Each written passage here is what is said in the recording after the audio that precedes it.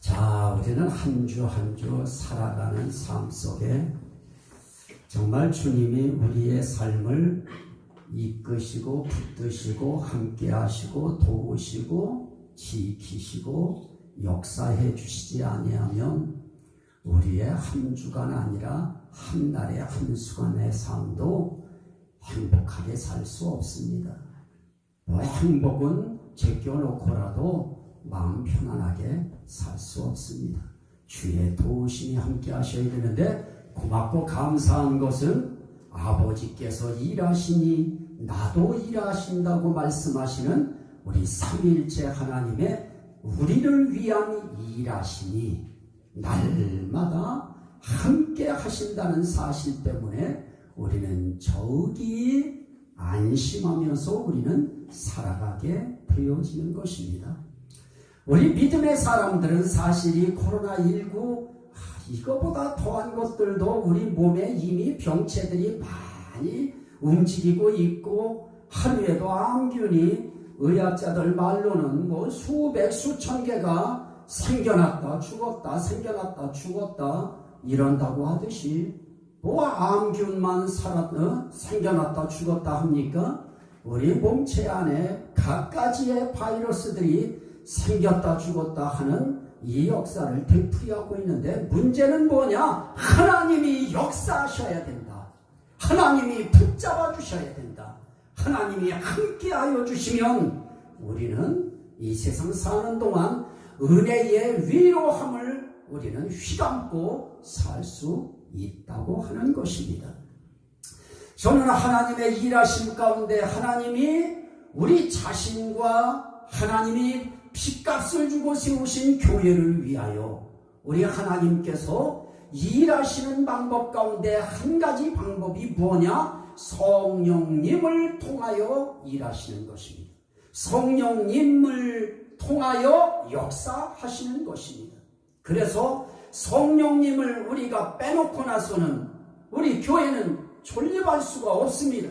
성령님을 빼놓고 나서는 우리 믿음의 사람이라고 하는 신앙의 사람들 구원도 못 받습니다. 왜냐? 성령으로 인치시기 때문에 그렇습니다. 성령으로 우리 구원받은 것을 도장 쳐주시기 때문에 그렇습니다.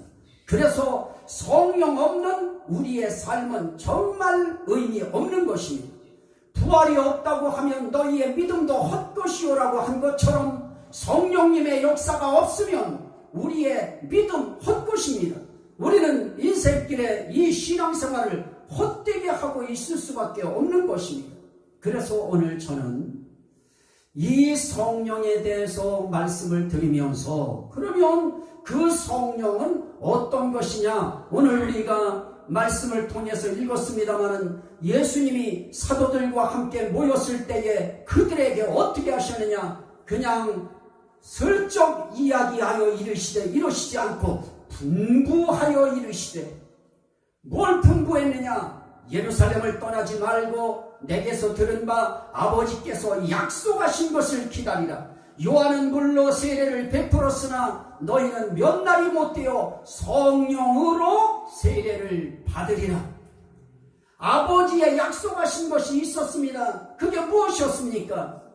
구약의 요엘서 2장 28절 말씀에 그렇게 약속합니다. 내가 내 영을 만민에게 부어주리니 너희 자녀들이 장래 일을 말할 것이며 너희 늙은이는 꿈을 꾸며 너희 젊은이는 이상을 볼 것이며 그럽니다.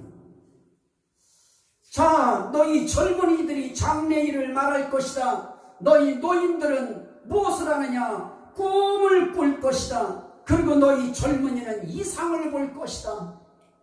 참 번역해서 옛날에 했던 그런 어떤 사람들이 인지하고 있던 것과 다르게 단어 하나를 바꿔놓으면 우리가 상당히 혼미해져 버립니다. 환상을 볼 것이며 그럽니다. 환상이라고 하는 것은 정말 이 환상을 체험한 사람들은 이해가 되어집니다. 환상은 우리가 말하는 내일에 대한 희망과 꿈을 갖는 그런 비전, 이런 것과 다른 것입니다. 하나님께서는 장래에 대한 어떤 것도 보여주셔서 그걸 비전이라고 표현할 수도 있지만은, 하나님은 환상이라고 하는 것을 통해서 현재의 사건을 기도하는 사람이 이해하지 못할까봐 환상이라고 하는 것을 통해서 우리에게 일깨워 줍니다. 저도 그런 것을 체험했기 때문에 제가 그것을 알고 있습니다. 기도할 때에 어떤 누군가를 위해서 간절히 그가 아프다고 해서 울면서 기도했습니다. 그런데 기도할 때에 무엇이 나타나느냐? 이 앞에 영화 필름처럼 아주 총천연색으로 두 가지의 사건이 탁탁 나타나는데, 하나가 나타난 다음에 그 다음에 또 하나의 카트가 나타나는데, 그 집의 사건이 정확하게 그 필름 속에 영화하고 똑같습니다. 환상 그러면 다른 거 생각할 거 없습니다. 영화의 필름 돌아갈 때 한 카트처럼 그렇게 돌아가는 것을 우리는 옛날에 환상이라고 배워왔습니다. 이렇게 젊은이들이 환상 보는 일이 생겨질 것이다 하는 이야기를 하면서 또 뭐라고 하느냐? 내가 내 남종과 여종에게 정말 내 영을 그 모든 육체에 부어주겠다라고 말씀합니다. 그럴 때 그 성령의 역사하심이 무엇이냐? 이것을 우리 예수님이 받아서 너희가 성령을 받으라 말씀하시면서 또 한 가지 아버지의 약속하신 것을 기다리라라고 말씀합니다. 그 약속하신 것이 바로 무엇입니까? 너희는 몇 날이 못 되어 성령으로 세례를 받으리라. 성령으로 세례를 받으리라고 하는 이것이 요엘서에서 약속하신 아버지의 약속인 것입니다. 약속은 무엇이냐? 받으라. 이건 분부입니다. 당부의 한 차원 올라선 분부하시는 것입니다. 이건 꼭 받으라고 주님이 우리에게 명령적인 분부를 하시는 것입니다. 그러면서 우리 주님께서 말씀하실 때 구약은 그러면 성령에 대한 것을 요엘서 2장 28절에 말씀하셨다고 하면, 그러면 방언에 대한 것은 어디에 있느냐? 구약적인 근거가 이사야서 28장 17절 말씀에 있습니다. 여기 더듬는 입술과 그러는데 옛날 성경은 생소한 입술과 이렇게 되어 있습니다. 굳이 더듬는이라고 해야 될 필요성이 있을까 싶을 정도의 단어입니다만, 어쨌든 새로 나온 성경에는 더듬는 입술과 다른 방언으로 그가 이 백성에게 말씀하시리라 그러십니다. 생소한 입술, 더듬는 입술과 다른 방언으로 이 백성에게 말씀하리라. 그러나 그렇게 해도 너희들이 듣지 아니하리라 말씀하면서 전에 그들에게 이르시기를, 이것이 그게 무엇입니까? 다른 방언이라고 하는 것이고 생소한 입술로 말하는 더듬는 입술이라고 하는 거기서 나오는 다른 방언이라고 하는 거, 이게 다른 말로 무엇이냐? 내가 전에 말했지 않느냐? 이것이 너희 안식이요 이것이 너희 상쾌함이니 그럽니다. 그러면 이 생소한 입술에서 나오고 더듬는 입술에서 나오는 이 다른 방언이라고 하는 그것이 너희에게 안식이 될 것이다. 그것이 너희에게 상쾌함이 될 것이다. 정말 그렇습니다. 여러분, 방언 시험을 한번 하는 그 첫날 현장이 얼마나 내 심령이 상쾌해지는지요, 내 영혼이 목욕한 것처럼 얼마나 쉼을 얻고 상쾌하고 기쁘고 행복한지 모릅니다. 이거는 체험할 때 비로소 이해되어질 수 있는 부분입니다만, 어쨌든 다른 방언으로 말하는 이것이 안식이고 이것이 너희 인생길의 상쾌함이다, 시원함이다, 이렇게 말씀함으로써 구약의 방언의 근거를 이야기하시고 구약의 성령에 대한 약속의 근거를 우리에게 말씀해 주시는 것입니다. 그러면 신약의 성령에 대한 근거는 뭡니까? 아버지께서 나를 보내신 것 같이 나도 너희를 보내노니라고 말씀하면서 뭐라고 합니까? 그들을 향하사 숨을 내쉬며 이르시되 성령을 받으라 라고 요한복음 20장 21절 22절에 말씀합니다.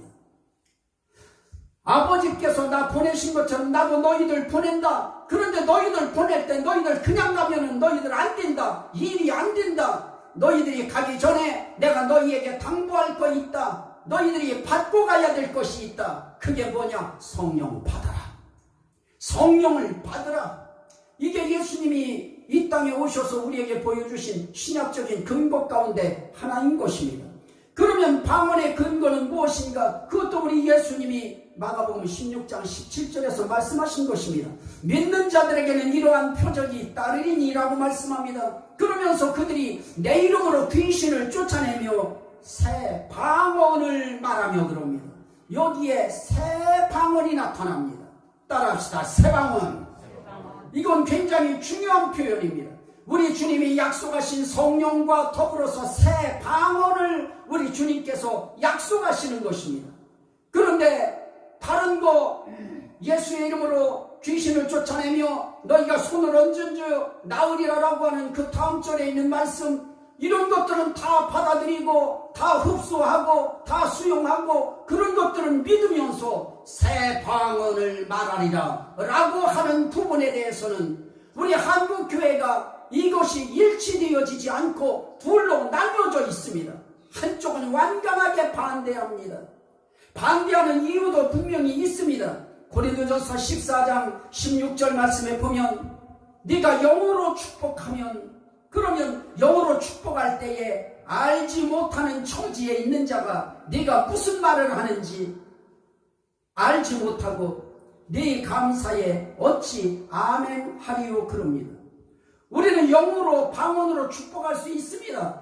옛날에 이 방언이 아주 그냥 열심히 기도하다 보면 이 새 방언이 임했을 때에 그게 너무 재미있고, 그러면 나는 한국말로 하려고 해도, 한국말로 축복을 하려고 하고 한국말로 감사하려고 해도 감사합니다 라고 이야기하려고 하면 내 입에서 새 방언이 나와버립니다.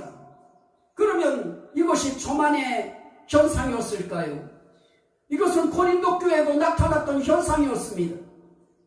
그게 너무나 강렬하게 나타나니까 말을 하려고 할 때도 그 말이 되어지지를 않는 것입니다.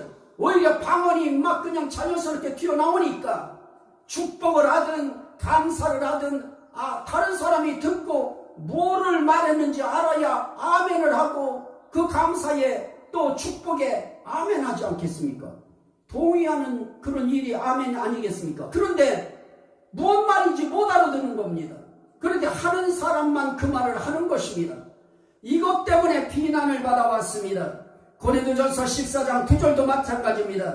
너희도 혀로서 알아듣기 쉬운 말을 하지 아니하면 그 말하는 것을 어찌할리요? 이는 허공에다 말하는 것이니라. 혀로서 알아듣기 쉬운 말을 하지 않고 알아듣기 어려운 말을 하면 그거 어떻게 사람들이 알아듣겠느냐? 그건 허공에다 말하는 것과 똑같다. 이렇게 말씀하는 것입니다. 그건 맞는 말씀입니다. 방언 말할 때에 그냥 방언하는 사람들 허공에다 말하는 것입니다. 알아들을 수 없는 것 당연한 것입니다. 이것 때문에 비난받아왔습니다. 고린도전서 14장 11절에도 마찬가지입니다. 내가 그 소리의 뜻을 알지 못하면 내가 말하는 자에게 외국인이 되고 말하는 자도 내게 외국인이 되리니.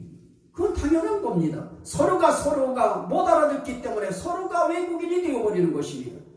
말의 뜻과 소리는 있어도 소리 속엔 모든 것이 다 뜻이 있는 것입니다.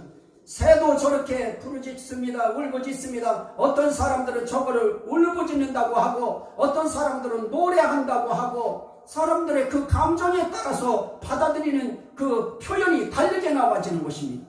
그런데 새도 저렇게 지저길 때에 새의 저 소리 속에도 분명히 뜻은 있는 것입니다.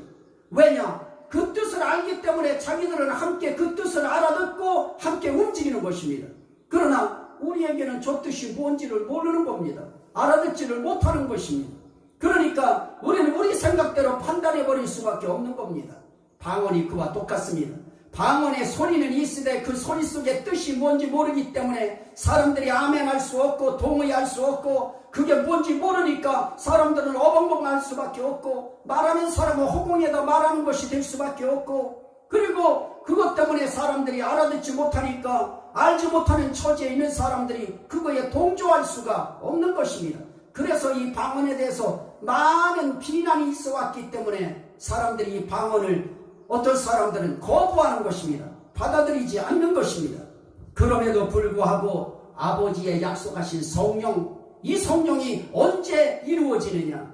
그 성령이 오순절날 이 사도행전 2장 4절에서 이루어집니다. 그때 나타나는 현상이 무엇입니까? 그들이 다 성령의 충만함을 받고 성령이 말하게 하심을 따라 다른 방언으로 말하기를 시작하니라 그럽니다. 여기에 우리가 놓쳐서는 안 될 것이 있습니다. 성령이 말하게 하심을 따라 다른 방언으로 말하기를 시작하니라. 그런데 이 다른 방언도 언어로 바꿔놔 버렸습니다. 이 언어로 바꿔놔 버렸으면 다른 것도 다 언어로 다 바꿔야 됩니다. 그런데 여기서만 바꿔놨습니다. 사도행전 2장 요 4절에서만 바꿔놨습니다. 그래서 다른 데 있는 부분들은 다 똑같아요. 방언에 대한 의미가, 단어가 다 똑같습니다. 그래서 이 원어에, 이 헬라어에는 뭐라고 표현되어 있느냐? 글로사이스예요. 다 글로사이스예요. 그건 전부 다 똑같은 방언이었습니다. 여기 언어로 나타난 것도 글로사이스예요. 그 밑에 나타나 있는 자기들의 방언으로 알아들었다고 할 때 거기에도 글로사이스예요.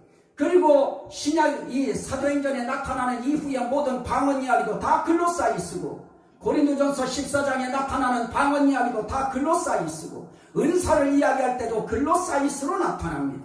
그렇다면 모든 언어에 이 언어로 그러려면 다 언어로 바꿔야 되고, 방언으로 바꾸려면 다 방언으로 바꿔야 됩니다. 이것이 오순절날 이루어집니다. 그때 사람들이 성령의 말하게 하심을 따라 다른 방언으로 말하기를 시작합니다. 그것을 저는 뭐로 보느냐? 새 방언으로 보는 것입니다. 자, 깊게는 지금 나가지 않으려고 합니다. 그러면 성령이 나타날 때 우리의 삶 속에 나타나는 것이 있는데 두 가지의 현상이 나타납니다. 이 성령이 나타나는 양면성이라고 저는 그렇게 붙입니다만, 성령이 나타날 때 두 가지로 나타나요. 하나는 열매로 나타납니다. 그걸 성령의 열매라고 이야기합니다. 또 하나는 은사로 나타납니다. 열매로 나타날 때는 거의 내적인 것을 이루어 나갑니다. 그래서 갈라디아서 5장 22절 23절 말씀에 보면, 오직 성령의 열매는 사랑과 희락과 화평과 오래 참음과 자비와 양선과 충성과 온유와 절제니. 그 다음 말이 중요합니다. 우리 믿음의 사람들, 영적인 사람들은 반드시 하나님 말씀에 대한 끌고 나가는 거에 거기서 어떤 매듭을 봐야 되는데, 이러한 열매가 나타날 때 이 같은 것을 금지할 법이 없느니라. 이 세상 그 누구도 성령의 열매가 있다라고 이야기하는 그 말에 대해서 금지할 법이 없는 것입니다. 그러면 사람들은 자기들이 이해하는 것만 받아들여서도 안 되는 것입니다. 그 가운데서 이해하지 못할 부분도 받아들여야 되는 것입니다. 그거 거부할 법이 없습니다. 반대할 법이 없습니다. 누구도 그것을 금지할 법이 없는 것입니다. 그러면 또 한편에 나타나는 것이 무엇입니까? 은사입니다. 이걸 성령의 은사라고 이야기합니다. 대개는 성령의 은사를 9가지로 이야기하는데 9가지 아닌 것도 더 그 이면에도 이후에도 많이 있습니다. 다스리는 거, 뭐 봉사하는 거, 이런 부분 구제하는 거, 이것도 전부 다 은사로 들어갑니다.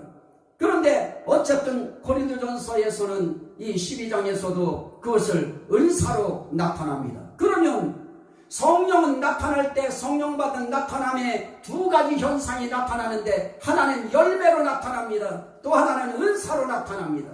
어떤 사람은 열매 쪽으로 강하게 나타난 사람이 있고, 어떤 사람은 열매 쪽으로 강하게 나타난 사람들이 있습니다. 그래서 열매 쪽으로 강하게 나타난 사람들은 사실은 내적으로 굉장히 강직하게, 굉장히 심도 깊게 내적인 신앙을 끌어올리는데 굉장히 그들은 열정을 다합니다. 그러나 외적인 이 은사적인 것으로 나타나는 사람들도 있습니다. 그러면 나는 오늘 이야기하려고 하는 것이 열매도 뭐 그것도 해야 될 부분이 많으니까 열매도 지금 제껴놓으려고 하는 것이고요. 그러면 오늘 제가 이야기하려고 하는 것은 뭐냐? 새 방언이라고 하는 것은 뭐냐면 성령의 은사다. 은사는 뭐냐? 하나님이 주시는 선물이다. 그러면 하나님이 주시는 이 선물인 은사 가운데 뭐가 있느냐? 고린도전서 12장의 10절에 보면 어떤 사람에게는 능력 행함을, 어떤 사람에게는 예언함을, 어떤 사람들에게는 영들 분별함을, 그러면서 다른 이들에게는 뭐를 주느냐? 각종 방언 말함을, 그러면서 또 어떤 이에게는 방언 통역함을 주시나니라고 이야기합니다. 그러면 나는 다른 거 다 떼고서 나는 지금 방언 문제를 말씀드리려고 하는 것입니다. 신앙생활하다가 부딪히는 부분들이 이제 이런 부분이 부딪힙니다. 그러면 방언에 대해서 이야기하려고 하는데 여기에 방언을 뭐라고 하느냐? 그걸 은사라고 이야기하는 것입니다. 우리에게 여러 가지 은사를 주시고, 은사도 한 성령이 주시고, 직분도 한 성령이 주시고, 역사도 한 성령이 하시지만은 그 가운데는 은사가 있는 것입니다. 은사는 하나님이 주시는 그건 선물입니다. 그러므로 성령이 나타날 때 두 가지로 나타나요. 하나는 열매로 나타납니다. 하나는 은사로 나타납니다. 그런데 은사로 나타날 때에도 그렇고 열매로 나타날 때에도 그렇고 거기에는 이 믿음의 은사도 있습니다. 이 믿음의 은사라고 하는 것은 뭐냐? 강력하게 일어나는 하나님에 대한 의지하는 신앙인 것입니다. 그리고 또 하나 이 성령의 열매 가운데도 이 방언에 대한 이 부분에 대해서 일어나는 것이 있는데 그게 무엇일까요? 거기에 충성이라고 하는 것이 나타나고 있습니다. 사실 같은 것입니다. 그 언어의 단어의 뿌리는 다 같은 겁니다. 믿음이라고 하는 것이나 믿음이라고 하는 거기에서 충성이라고 하는 단어가 나오고 둘 다 똑같은 의미의 거기서 의미들이 이 단어가 파생되어져 나옵니다. 그러면 결국 우리가 주님 앞에서 하려고 하는 것은 뭐냐? 이 방언이라고 하는 거 이것을 주시나니 그러는데 누가 주셨느냐? 고린도전서 12장 11절 말씀입니다. 이 모든 일은 같은 한 성령이 행하사 그의 뜻대로 각 사람에게 나누어 주시는 것입니다. 어떤 사람들에게는 나누어 주시는데 믿음을 나누어 주시고, 어떤 사람에게는 병 고치는 은사를 나누어 주시고, 어떤 사람에게 예언함의 은사를 나누어 주시고, 어떤 사람은 구제함의 은사를 나누어 주시고, 어떤 사람은 사랑의 열매의 은혜를 나누어 주시고, 각가지 나누어 주시는데 한 성령이 하시는 것입니다. 그분의 뜻대로 나누어 주시는 것입니다. 그러면 은사 가운데에는 다른 거 여러분들 앞에 거 잊어버렸다고 해도 이거 잊지 마십시오. 이 은사도 누가 나누어 주신 것이냐? 열매도 누가 나누어 주시는 거냐? 성령이 나누어 주시는데, 그러면 나누어 주실 때 거기에 뭐가 있느냐? 성령이 그의 뜻대로 나누어 주신다고 했으니 은사 가운데는 성령님의 뜻이 있는 것입니다. 잊지 마십시오. 어떤 은사가 되었든 은사에는 성령의 뜻이 있습니다. 성령의 뜻이라고 하는 것은 결국은 하나님의 뜻인 것입니다. 그러면 우리가 생각할 때 어떤 은사는 우리가 판단합니다. 이런 은사는 좋고 저런 은사는 나쁘고, 이런 은사는 고급지고 저런 은사는 저급하다, 이렇게 자기들이 판단해버리고 하나님의 뜻이 담긴, 성령의 의미가 담긴 소중한 뜻을 담아서 주신 이 선물을 사람들이 자기들의 판단으로 거부해버리는 것입니다. 거부하는 정도가 아니라 부정해버리는 것입니다. 그러면 그걸 부정한다고 하는 것은 무슨 의미겠습니까? 그것을 주신 성령님을 거역하는 것이고, 그것을 주신 성령님의 뜻을 모독하는 것이고 부정하는 것입니다. 그러면 성령께서 이것을 주실 때 어디에 주셨습니까? 이걸 알면 그 답도 또 나옵니다. 고린도전서 12장 28절 말씀에 보면 그런 말씀이 나타납니다. 하나님이 교회 중에 몇을 세우셨으니, 그러면서 첫째는 사도다, 둘째는 선지자다, 그 다음에 셋째는 교사다, 그러면서 그 다음엔 능력 행하는 것이고, 그 다음은 병 고치는 은사와, 그러면서 거기에 뭐로 마무리를 하느냐? 각종 방언을 말하는 것이다. 자, 나는 이 방언에 대해서 사람들이 저급하게 생각하고, 그나마 저급하게라도 생각해주고 저급하게라도 받아준다고 하면 그건 다행인 것입니다. 그러나 그조차도 아닌 부정하는 것이라고 하면 나는 여기서 굉장한 것을 여러분들한테 이야기하지 않을 수 없습니다. 하나님께서 교회에 주신 것이 무엇이냐? 그 가운데는 방언이라고 하는 각종 방언 은사가 있습니다. 이 각종 방언, 이것은 우리가 이야기하는 제2 외국어, 제3 외국어, 그 외국어 아닙니다. 이것은 글로사이스라고 하는 새 방언을 이야기하는 것입니다. 그러면 우리는 이야기할 것입니다. 예수님께서 믿는 자에게 이런 표적이 따르리라고 하면서 새 방언을 주시겠다고 할 때, 새 방언이 있다고 할 때, 그 새 방언은 그럼 뭐냐? 그것도 글로사이스입니다. 그러면 이 방언이라고 하는 사람들이 흔히 할 때 뭐 랄랄랄랄라 따따따따따 빠빠빠빠빠 하는데 처음에는, 그러면 그런 모든 것들이 무엇이냐? 이걸 교회 중에 주셨다는 겁니다. 그러면 교회 중에 왜 주셨느냐라고 하는 것을 우리는 이야기하지 않을 수가 없습니다. 고린도전서 12장 7절 말씀에 또 14장 12절 말씀 이렇게 보면, 먼저 고린도전서 14장 12절 말씀에 보면 나타납니다. 너희도 영적인 것을 사모하는 자인지, 이게 중요합니다. 너희도 영적인 것을 사모하는 자인즉 교회에 덕을 세우기 위하여 그것이 풍성하기를 구하라. 그러면 지금 은사에 대해서 이야기하면서 말씀하는 것입니다. 거기에 방언에 그 어떤 우리가 생각하는 좀 맹점, 단점, 좀 허술해 보이는 점, 이런 점을 이야기하면서 소리와 뜻을 이야기하다가 뭐라고 이야기하느냐? 너희도 영적인 것을 사모하는 자인즉 교회에 덕을 세우기 위하여 이왕이면 더 풍성하기를 구하라라고 이야기합니다. 그걸 없애라라고 하지 않고 더 풍성하기를 구하라라고 말씀합니다. 그러면 이것은 뭡니까? 교회에 덕을 세우기 위하여 주신 것입니다. 그러면 교회에 일단 덕이 되어야 된다고 하는 전제하에 성경은 또 이렇게 이야기합니다. 고린도전서 12장 7절에 각 사람에게 성령을 나타내심은 유익하게 하려 하시니라. 각 사람에게 성령을 나타낼 때 어떤 사람에게는 열매로 나타내고 어떤 사람에게는 은사로 나타내고, 이렇게 은사로 나타낼 때 은사로 나타내는 거기에 어떤 사람에게는 믿음을 이렇게 할 때 믿음 속에 무엇도 있느냐? 신앙 고백도 있습니다.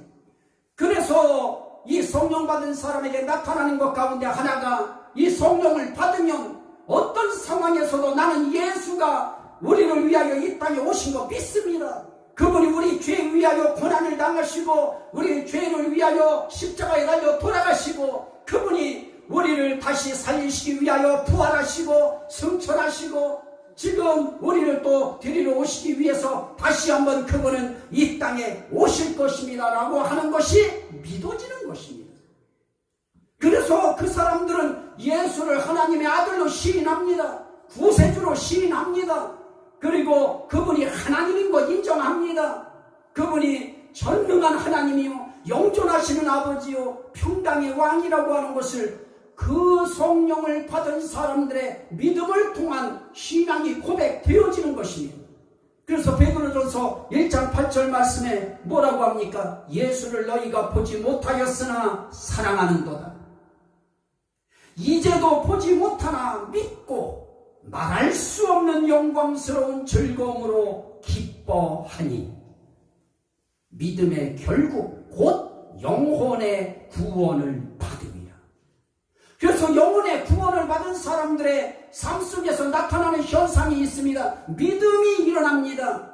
예수 못 받는데도 믿어져요. 그리고 사랑이 일어납니다. 예수 안 받는데도 사랑이 되져요. 그래서 예수님 사랑합니다. 예수님 사랑합니다. 예수님 사랑합니다. 예수님 사랑합니다 하면서 이 사랑함에 대한 이 사랑을 예수님에게 담대하게 표현하는 것입니다. 그뿐이겠습니까? 이것이 온 사람들에게 나타나는 현상이 무엇입니까? 말할 수 없는 영광스러운 즐거움으로 기뻐하는 것입니다. 그래서 우리 예수 믿는 사람들의 삶 속에 나타나야 될 아주 중요한 현상이, 외적 현상이 무엇이냐? 성령 받은 사람에게 나타나야 될 현상이 무엇이냐? 기뻐하는 현상이 나타나야 됩니다. 물론 날마다 기뻐서 실실 웃으면서 돌아다닐 수는 없습니다. 그러나 내 마음의 기쁨은 항상 저장이 돼 있어야 되고 내 마음속에 기쁨의 이 기름은 항상 흘러야 되는 것입니다. 이것이 되기 위하여 주님은 뭐라고 말씀합니까? 바울 사도를 통해서 그렇게 말씀합니다. 그리스도의 평강이 너희 마음을 주장하게 하라. 예수의 평강이 우리 마음을 주장하면 그러면 우리 속에서 기쁨과 즐거움이 올라오는 것입니다. 그걸 사람들이 보고서 야, 예수 믿는 사람들은 참 사는 게 다르구나 하고서 우리를 이렇게 악망하게 되어지고 우리를 부러워하게 되어지는 것입니다. 예수 믿는 사람들이 막 고개를 그냥 막 심리는 떨구고서 날마다 살아간다고 생각해 보십시오. 그러면서 지나가다가 간신히 고개를 들고서 예수 믿으세요. 그러면 당신이나 믿으시오 하는 그런 이제 어처구니 없는 답변이 나올 수밖에 없는 것입니다. 우리는 손에 가진 거 없을지라도 그리고 뭐 특별하게 우리의 귀에 들려오는 음성 없을지라도 그래도 우리는 삶 속에서 하나님이 주신 즐거움이라고 하는 기쁨이 있는 것입니다. 하나님이 주신 평안이 있는 것입니다. 하나님이 주신 믿음이 있는 것입니다. 이것이 있으면 담대해집니다. 이것이 있으면 용기 있어집니다. 그래서 삶 속에서 이 은사가 왔다고 이 은사를 다 사용합니까? 담대함이 없으면 못합니다. 아무리 내게 병 고치는 은사가 있고 예언하는 은사가 있고 통역하는 은사가 있어도 그거 누구한테 가서 한 자리 기도도 못합니다. 왜냐? 용기 없어서 내 마음에 오면 뭐합니까? 나도 기도할 때 오는 것이 있습니다. 오늘도 기도할 때 오는 것이 저도 있었습니다. 그런데 용기 없어서 말 못하는 것 뿐입니다. 이것도 용기가 필요한데 우리에게 그 용기를 달라고 기도해야 되는 것입니다. 나는 이것은 여러분들한테 지금 얘기할 부분이 아니라 내가 얘기 안 하는 것이지 나는 내게 온 것이 있을 때 저는 얘기해버립니다. 그래서 하나님께서 우리에게 이렇게 정말 사람들이 생각할 때 어처구니 없는 것 같아도 하나님이 이것들을 교회에 주셨는데 왜 주셨느냐? 그거 주실 때는 유익하게 하기 위해서 주신 것입니다. 그러면 유익하게 할 때 어디가 유익해야 되느냐? 먼저는 1차는 교회입니다. 하나님이 값주고 사신 교회에 유익이 있어야 되는 것입니다. 그러면 그것으로 끝나느냐? 오늘 말씀에 그렇게 이야기합니다. 방언은 믿지 아니하는 자들을 위하는 표적이나 그럽니다. 고린도전서 14장 22절입니다.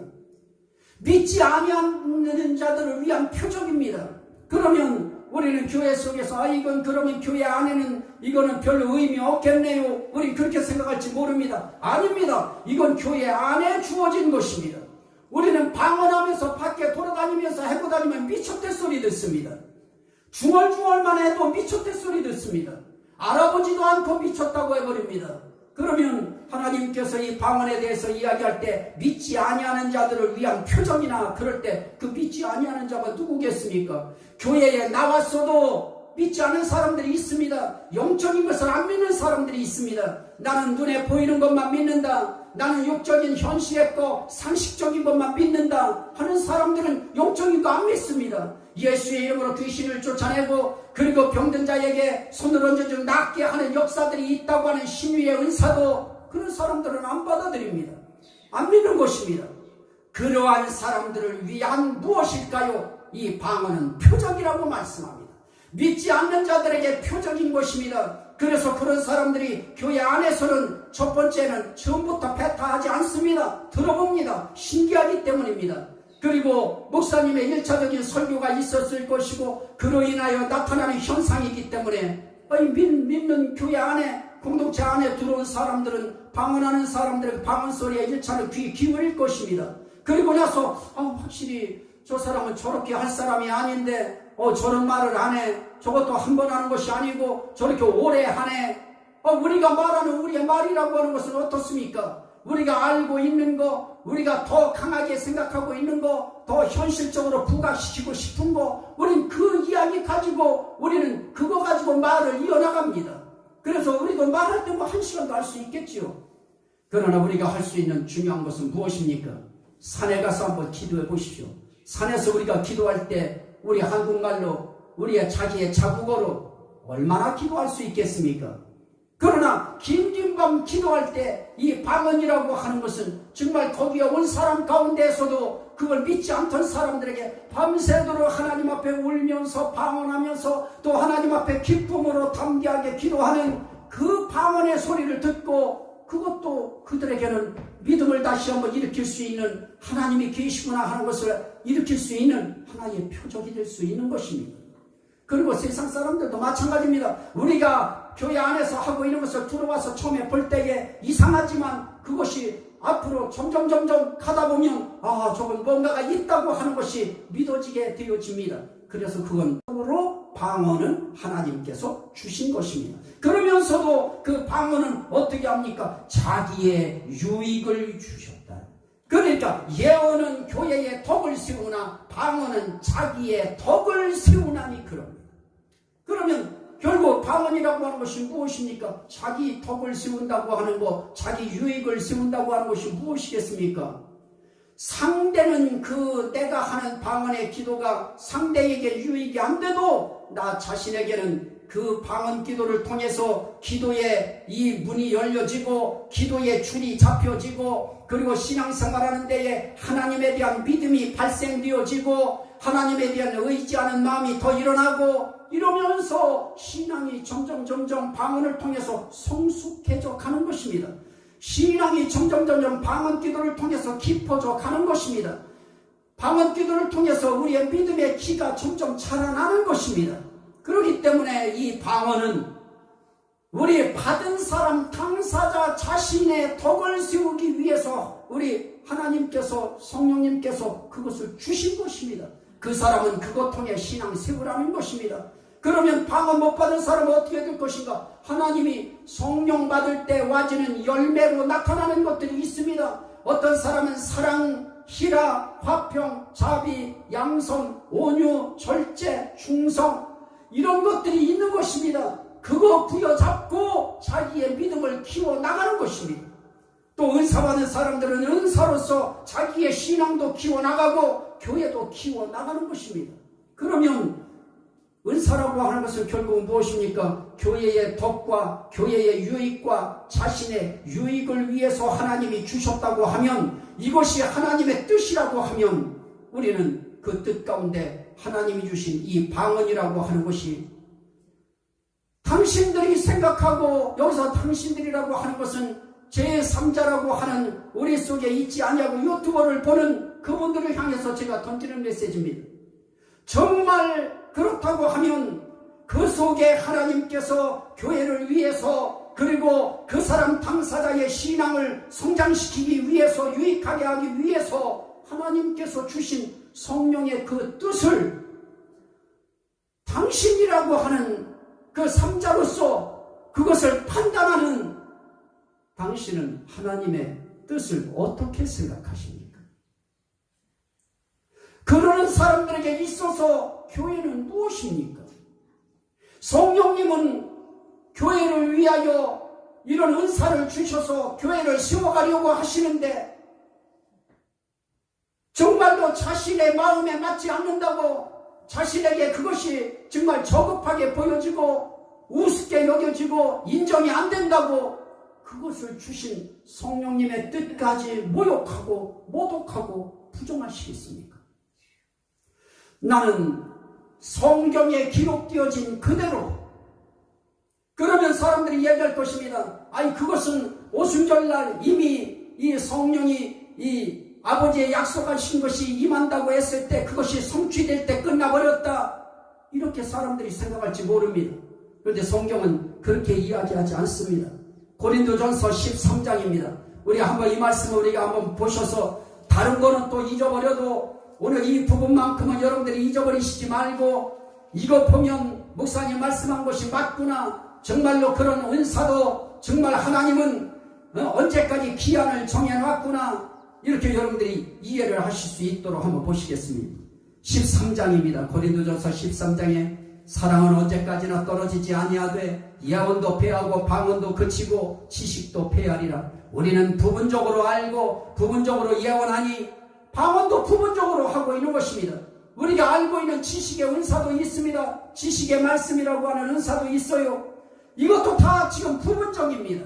그러나 온전한 것이 올 때에는 부분적으로 하던 것이 폐하리라. 그걸 설명합니다. 11절. 내가 어렸을 때에는 말하는 것이 어린아이와 같고 깨닫는 것이 어린아이와 같고 생각하는 것이 어린아이와 같다가 장성한 사람이 되어서는 어린아이의 일을 버렸노라. 우리가 지금은 거울로 보는 것 같이 희미하나 그때는 얼굴과 얼굴을 대하여 볼 것이요 지금은 내가 부분적으로 아나 그때는 주께서 나를 아신 것 같이 내가 온전히 알리라 그럽니다. 지금은 우리가 거울 볼 때에 거울로 보면 우리 얼굴 희미해요 아직까지는.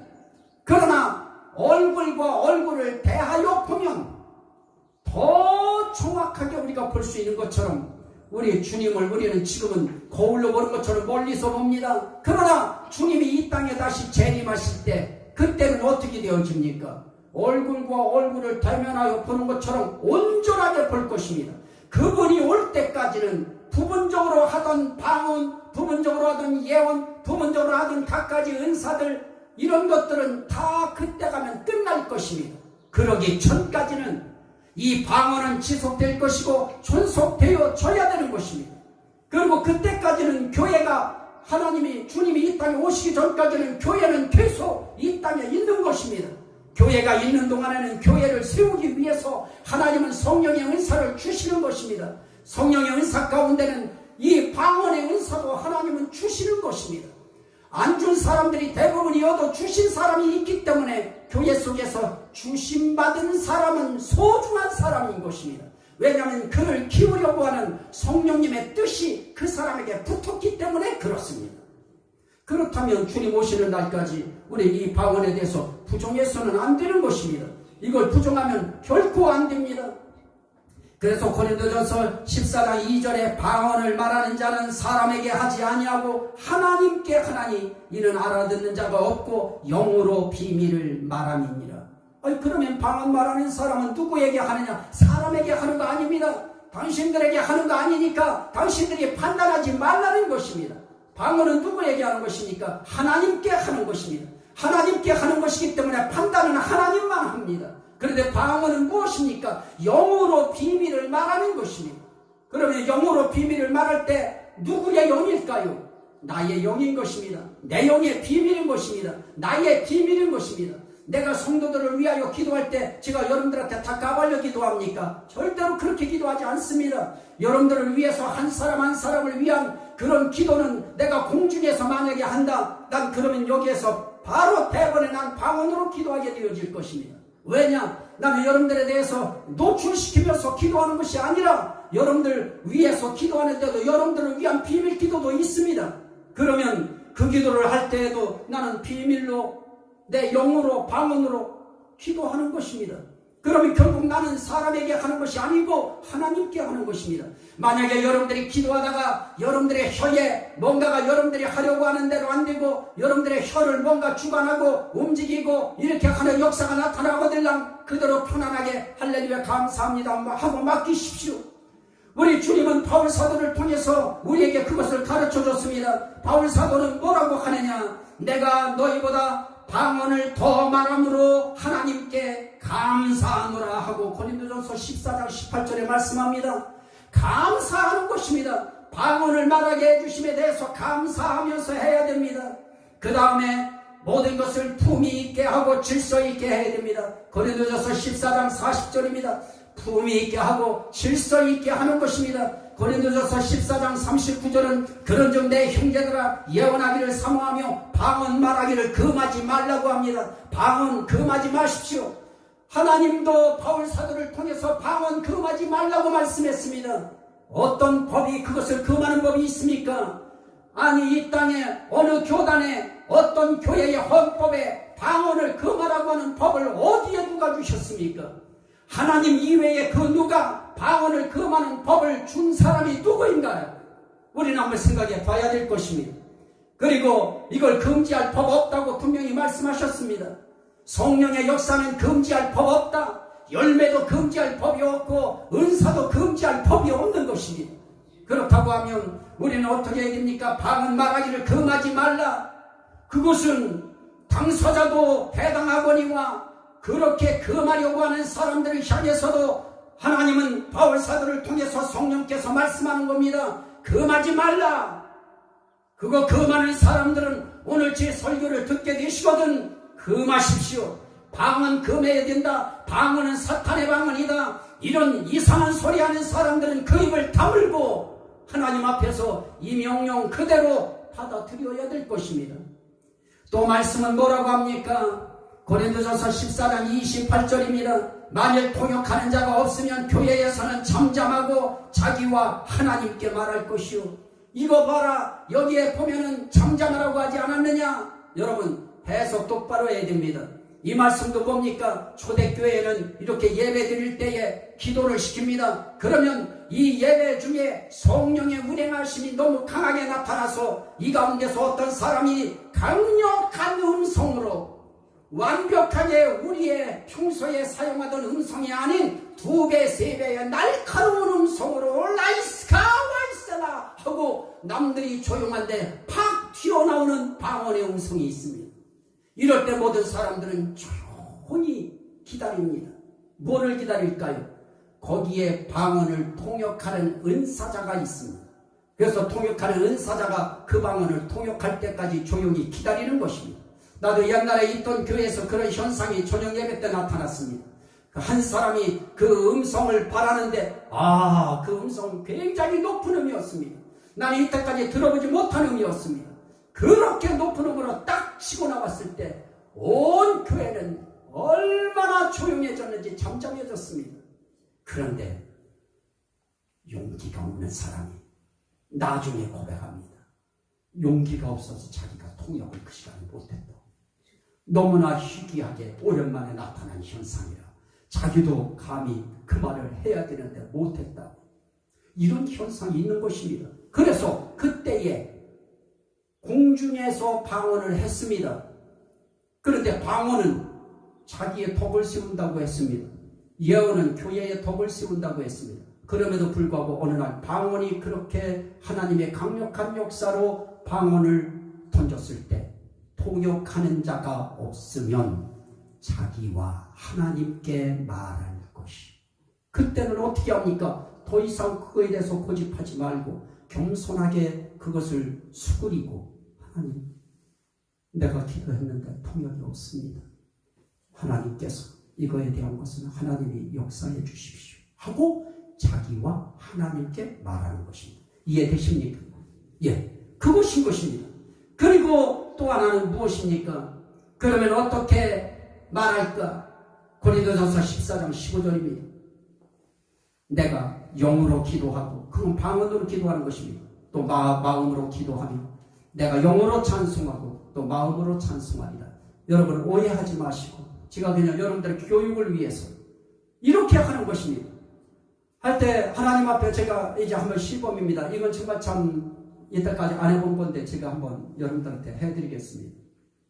하나님, 오늘 우리 믿음의 사람들 왔을 때 저는 방언보다 지난번에 했던 그 설교를 이어서 오늘 복음성 심판할 때의 복음성 은혜를 해야 될까요? 하고 잠시 제가 그런 생각에 제가 잠깐 생각이 흔들렸습니다. 오 라이세르와이세라 스카르르 캔세르와이슬로스.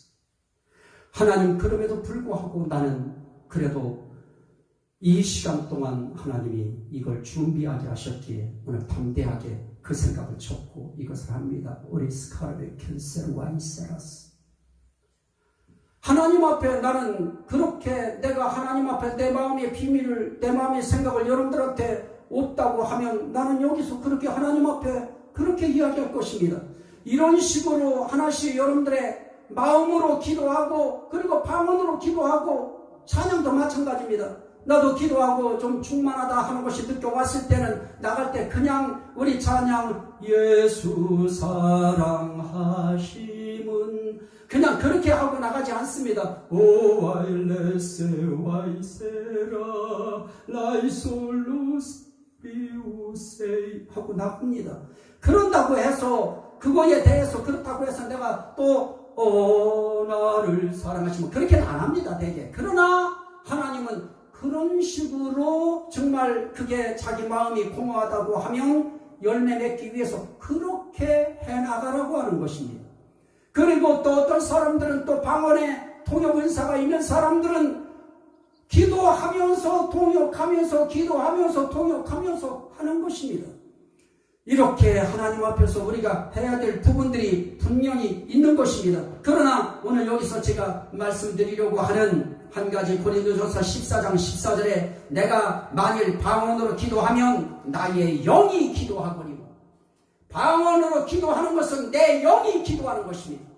그게 어떻게 가능할까요? 주와 합한 자는 한 영이입니다. 주님과 합한 사람들은 이미 한 영이 되어 있는 것입니다. 그러므로 내가 기도할 때에 방언으로 기도할 때 내 영이 기도하는 것입니다. 그래서 우리 방언 기도할 때 내 영이 기도하는 것을 왜 그걸 거부합니까? 마음껏 하십시오. 온전히 하십시오. 두려워하지 말고 하십시오. 이제 결론입니다. 데살로니가전서 5장 19절로 21절 말씀입니다. 그 말씀에 보면은 이런 말씀이 있습니다. 성령을 소멸하지 말며 예언을 멸시치 말고, 예언도 멸시하지 말라고 합니다. 얼마나 사람들이 말이 진짜 많았으면 사람들이 이 예언을 멸시해야 된다, 뭐 별의별 사람들이 좀 안다고 하는 사람들이 했겠지요. 그러나 성경은 말합니다. 하나님은 말합니다. 성령 소멸하지 말고 예언을 멸시치 말고 범사에 헤아려 좋은 거 취하라. 여러분, 범사에 헤아려 좋은 거 취하고 나쁜 것은 버리십시오. 모든 악은 모양이라도 버리라고 했으니 좋은 것은 취하면 되는 것입니다. 방언은 좋은 것입니다. 취하십시오. 그래서 야고보서에서도 우리에게 주신 말씀이 무엇입니까? 야고보서 1장에 그렇게 이야기합니다. 모든 좋은 은사와 선물이, 각종 귀한 은사와 선물이, 각양 좋은 은사와 선물이 위로부터 빛들의 아버지께로부터 내려오나니. 여러분, 이 성령의 은사는 각양 좋은 것입니다. 하나님이 주시는 선물은 좋은 겁니다. 귀한 겁니다. 이건 빛이 되신 빛들의 아버지, 우리도 빛인 것입니다. 빛들의 아버지께로부터 내려오는 것입니다. 아버지께로부터 내려온 걸 지들이 뭔데 이거를 사탄의 방언이라고 몰아붙입니까? 아닌 것입니다. 오늘 저는 하나님께서 열매와 은사로서 우리에게 주신 것 가운데 방언이라고 하는 이 새 방언, 믿는 자에게 주는 새 방언, 글로사이스라고 하는 성경의 글로사이스로 표현된 이 방언은 하나님께, 우리의 영으로 하나님께 비밀을 말하는 것이기 때문에 덕이 세워질 수 있도록 사람들이 모두가 조금만 목소리 좀 낮춰줬으면 좋겠다 할 때는 목소리 조금 낮춰주는 것입니다. 고집 부리고 막 방언으로 막 그냥 소리 질러대면 안 되는 것입니다. 모든 것을 질서 있게 하고 그리고 품위 있게 하는 것입니다. 내게 준 방언이 얼마나 고상합니까? 얼마나 이게 좋은 것입니까? 그러므로 이 방언은 괜히 실실 사람들이 있는 데서 뭐라고 말할 때 랩스 들고 이러지 마십시오. 품위 있게 하나님 앞에서 품위 있게 하는 것입니다. 그러면 하나님이 이것 통해서 저와 여러분과 교회를 세워 가실 것입니다. 이 방언에 대한 여러분들의 이해가 좀 더 열려지고 이 방언에 대한 여러분들의 이 가슴의 담대함이 좀 더 강하게 일어나기를 주의 이름으로 축원합니다. 아멘. 우리 같이 한번 주님 앞에 우리 기도할 때 하나님 역사하시고 하나님이 함께하여 주옵시고 우리 주님이 은혜로 충만하게 해달라고 우리 같이 한번 하나님 앞에 통성으로 기도할 때에 우리 주님 앞에 이 은사, 우리에게도 이 은사가 좀 더 강하게, 좀 더 충만하게, 좀 더 풍성하게 우리에게 임할 수 있도록 하나님께서 역사해 달라고 우리 같이 한번 우리 통성으로 주여 삼청하고 한번 우리 기도하도록 하겠습니다. 주여